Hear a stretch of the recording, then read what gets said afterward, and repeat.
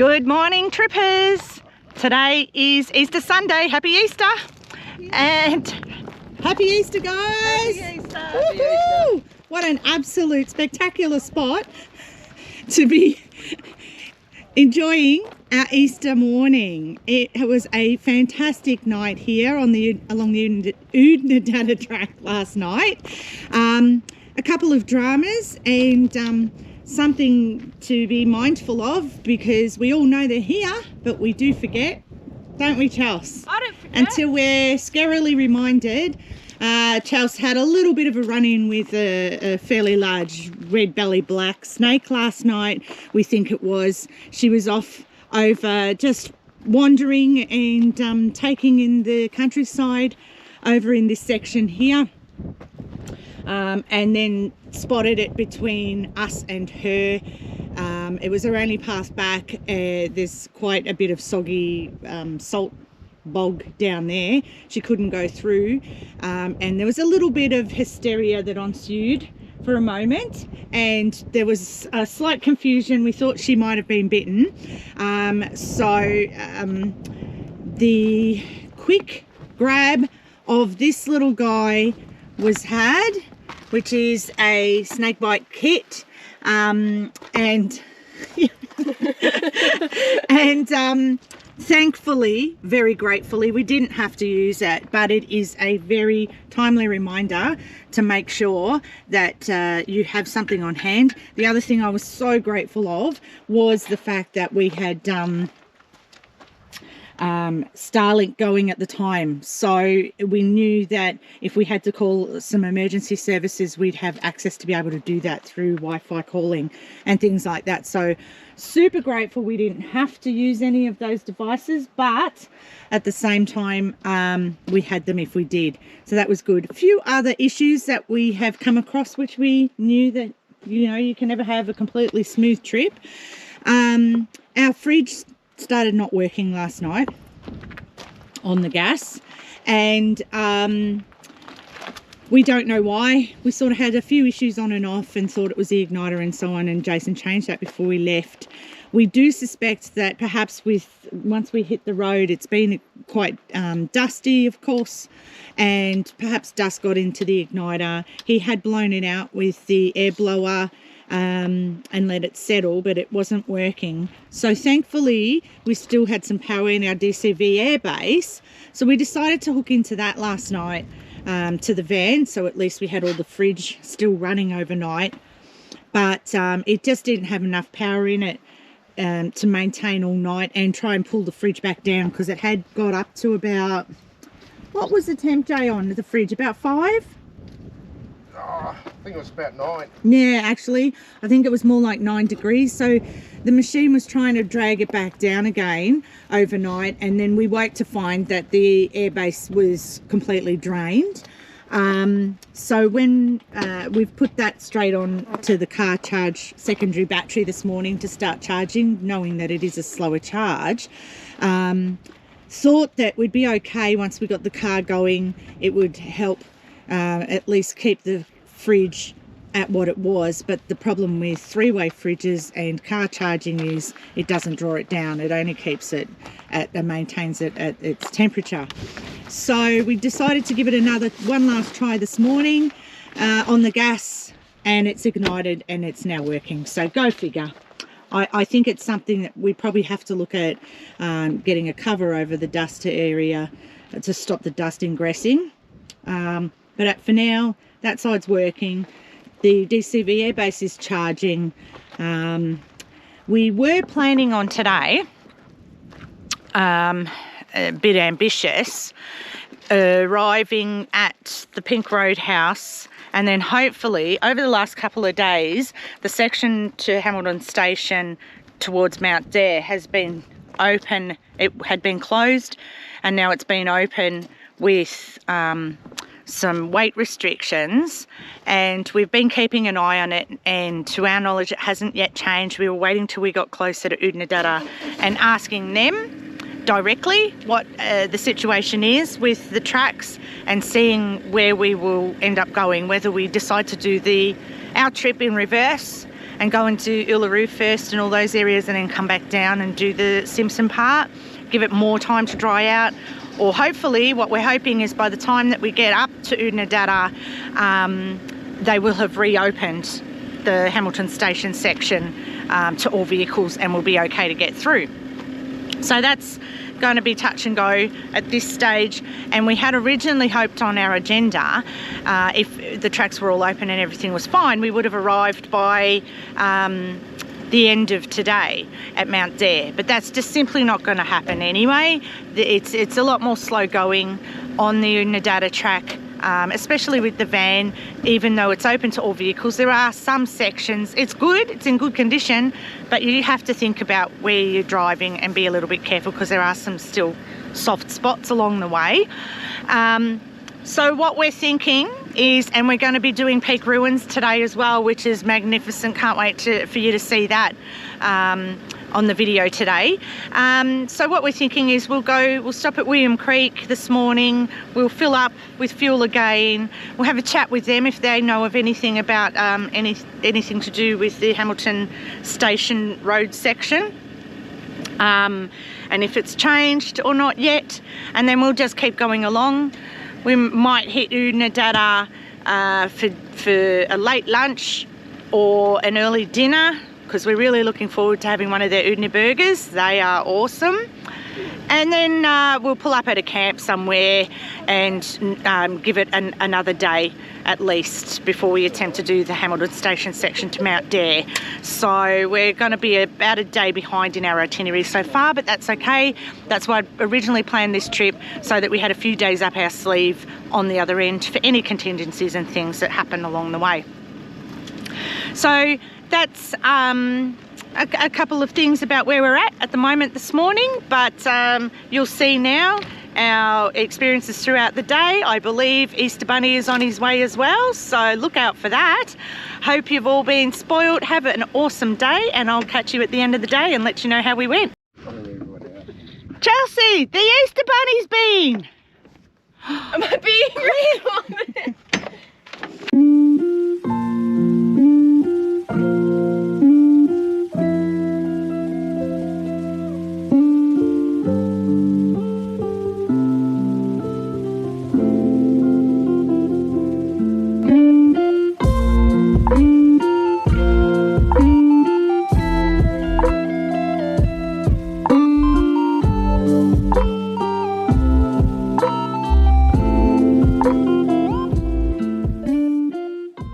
1, 2, 3, 4, 5, 6, 7, 8, 9.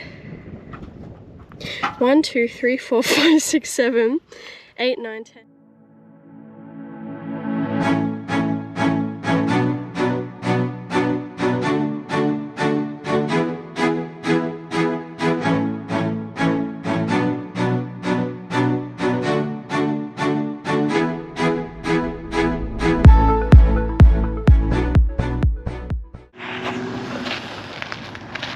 We've stopped in at William Creek to fill up with fuel, which we've done. $2.99 a litre, a bit ouchy, but you know, you can't really ask for much when you're in the middle of the actual outback. Now Jason's just doing a little bit of trackside repair. We can get some desalinized water and fill up our water tanks while we're here, but what we keep finding is we're losing a lot of water unnecessarily because of where the tank the water tank breather valve is. It's been positioned apparently in a really dodgy spot, and the slightest bit of angle and the tanks aren't even full, and it just keeps leaking water, which is such an important commodity out these parts. So we're in the middle of refilling our water, and it's leaking, and we haven't even got to filling them yet. So at the moment he's trying to do a little bit of a repair, a little bit of a tip. Always carry an old tarp or something, so that if you do have to do trackside repairs, you're not going to end up absolutely filthy. So he's just down there at the moment, and he's cable tying as well. The universal cable tie and duct tape is your universal fixes. And what were you doing, Jay? turning the breather over on itself to actually block it, because I've got 2 breathers, so I'm going to block the front, hopefully breathe out the back. That's great. Okay, hopefully it works. He's plugging in his little pump system that he put together himself, which is brilliant. He's got a little pump down here. Before using this, we used to have to lift up the jerry cans when we couldn't use the hose systems, and it was quite a bit of weight and hard to do. So he's just hooked up this pump down here, run it into a 12 volt and put an inlet and outlet tube. So it's now doing the work for us, which is absolutely brilliant. So far so good, Jay. It looks like the water's not leaking out the bottom now. It was dripping out just before when we hadn't finished filling it. So we might be able to get the water in the tank and fill them properly now. We'll see how things go. But good work, Jay.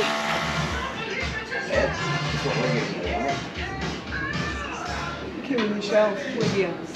Where? Bullshit. Yeah. Oh, yeah. No way. Yeah. Kim Michelle. Yeah. Don't worry about anybody else. Yeah. Nah, we're here. I saw it in 2015. That's cool. I love these pubs. There's so many stories.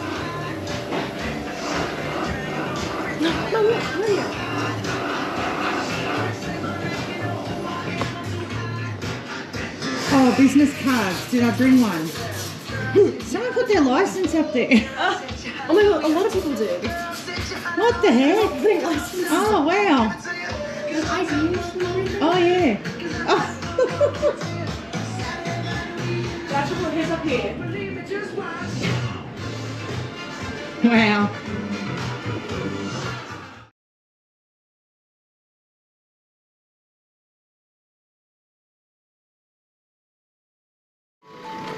Don't catch him, Charles. Geez, you wouldn't even know, would you?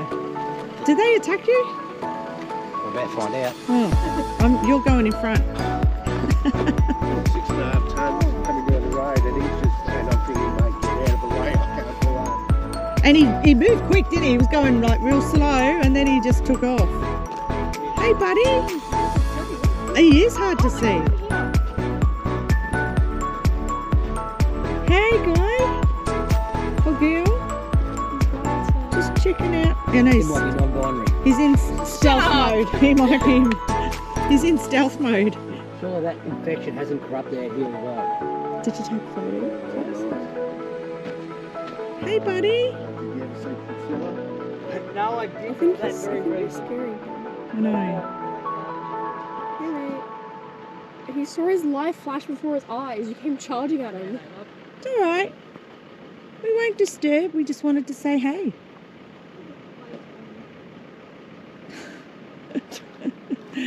He does not want to. He kind of looks dinosaurish, doesn't he?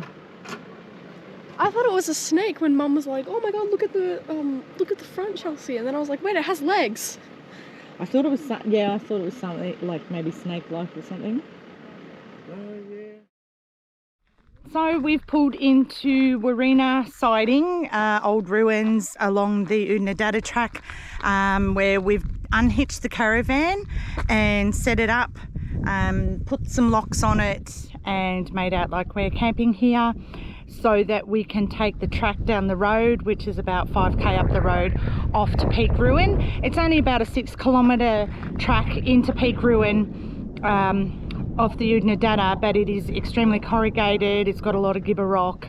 You need to go fairly slow, and it's quite rugged, and it's just too rough for the van that we want to take it in. So we've decided to unhitch before going in, and we'll go and do the ruins, and then we'll come back and get the van and continue on our travels. So this is just the area that we've stopped off at.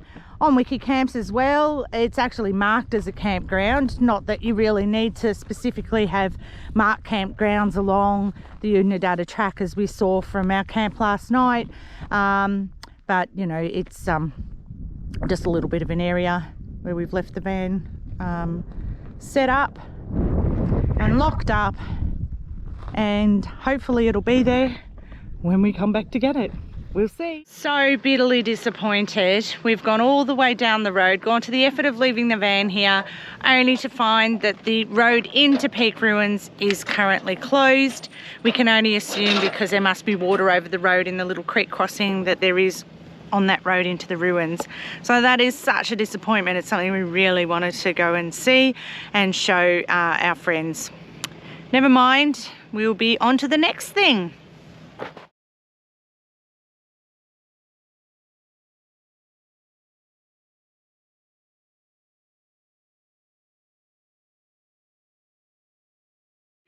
Well, we got to the Algebuckina Heritage Rail Bridge site, and it is a site that we've been past a couple of times now, and it's such a beautiful looking camp area, and we've always said we'd love to camp here, and we knew we were only going to get to Oodnadatta today, maybe just a little bit past,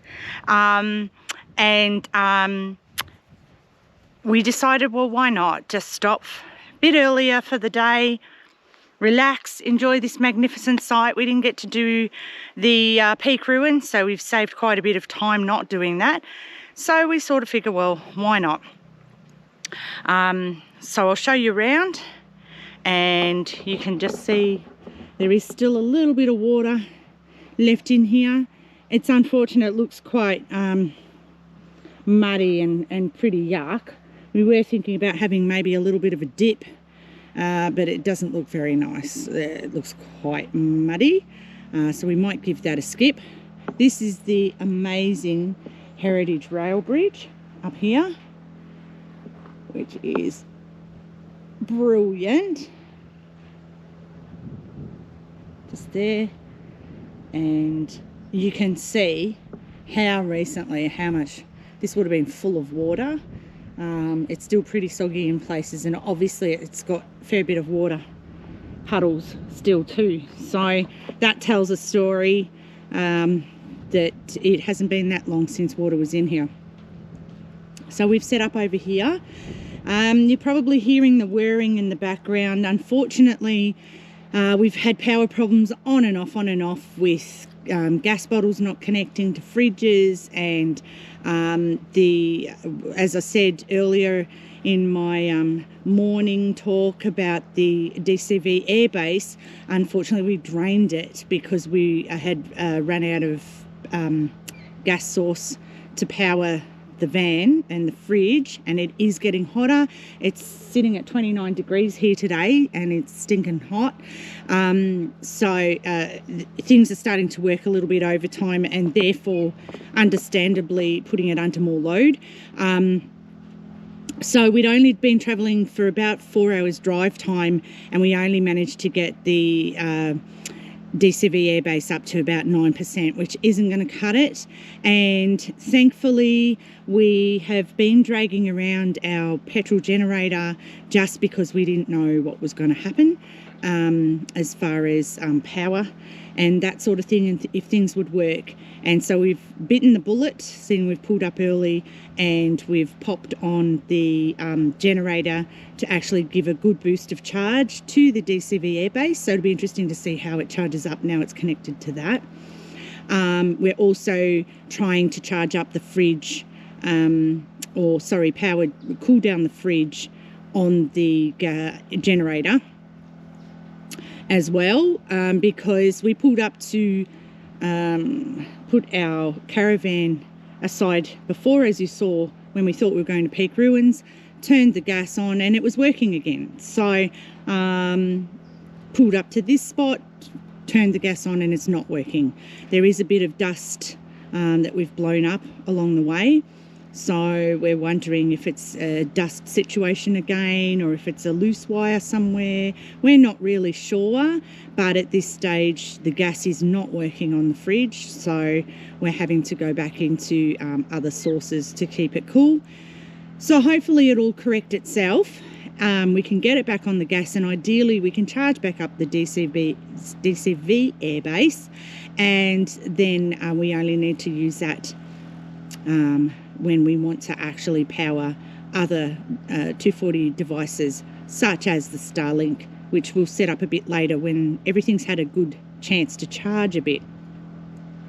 But anyway, for now, We've got a nice early campsite, so we're set.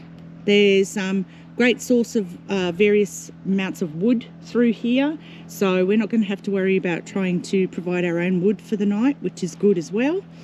And yeah, we're looking forward to just actually a bit of an early relax around the camp instead of drive and sightsee. So tomorrow the plan will be to head into Oodnadatta. There we should be able to find out real time whether we can actually continue on our journey this direction onto Mount Dare, or whether we have to go in reverse and do Uluru sooner than expected. So we shall see. It's all a little bit of touch and go and well, you know, you've always got to have sort of contingencies up your sleeve and not get too disappointed if things don't work out. But I mean, honestly, how can you be disappointed in countryside like this? Yeah, it's absolutely magnificent, and I look forward to having a nice can. Hope you guys end up having a lovely rest of your Easter, and I shall start our report tomorrow on Easter Monday. Catch you later.